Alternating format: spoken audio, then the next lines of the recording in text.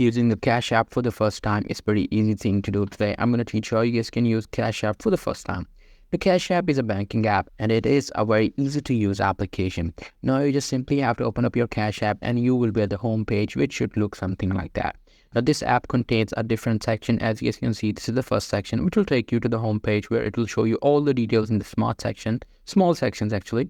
And the second is card. You just, if you don't have any card, you can apply the card. But if you have a card, you will be able to see the details regarding your card by tapping on that option.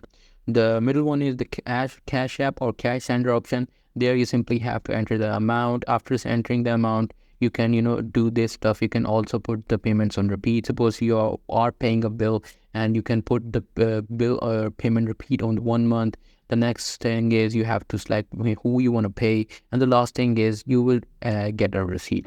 And if you talk about the third option, third section, it is about crypto or online store, where you will easily be able to search other banking linked with Cash Apps or crypto things that you can do with the Cash App.